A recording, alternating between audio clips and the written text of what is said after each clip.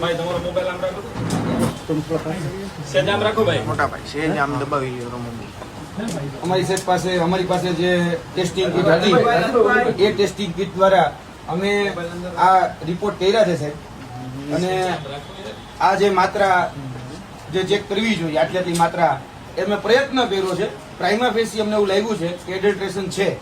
હવે બાકીની જવાબદારી તમને સોંપીએ છીએ. અને તમે જે વાત કરી એ વાતનું અમને પણ દુઃખ છે.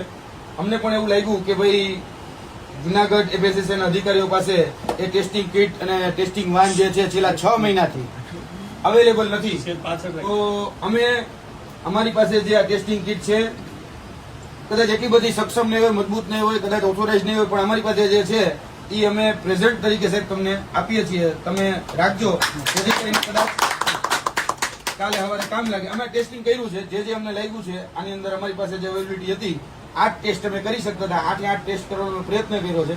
હવે આગળ તમે જે રિપોર્ટ કહેશો એ અમને મંજૂર રહેશે. તમે સારો કહેશો, સાચો કહેશો, ખોટો કહેશો, બધું જ અમને મંજૂર છે. અમે ક્યાંય તમને નહીં કહીએ કે તમે મીડિયામાં પ્રતિક્રિયા આપો, તમે બીજી કોઈ જગ્યાએ પ્રતિક્રિયા આપો. અમે પ્રતિક્રિયા આપી દીધી છે.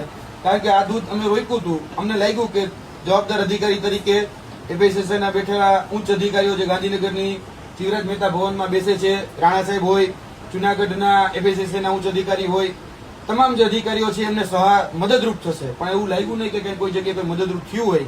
પણ હવે અમારી પાસે અમે તો શું કહેવાય નિસહાય છીએ. કારણ કે તમે અધિકારી છો, તમે ઓથોરાઇઝ પર્સન છો. અને ઓથોરાઇઝ પર્સન તરીકે તમારી જવાબદારી હતી એને ટેસ્ટ કરવાની. તમે ટેસ્ટ કરવાની ના પાડો છો, તમે આમાં કઈ કશું કરી નથી શકતા. હવે જવાબદારી તમારી છે. કારણ કે એફએસએસનો લો એવું કે છે કે 14 દિવસની અંદર આનો રિપોર્ટ આવી જવો જોઈએ. એફએસએસનો લો અમે વાંચેલો છે. અને એફએસએસના લો પ્રમાણે આ 14 દિવસની અંદર આનું જે પણ પરિણામ આવવાનું એ આવી જાય એવી અપેક્ષા રાખીએ છીએ.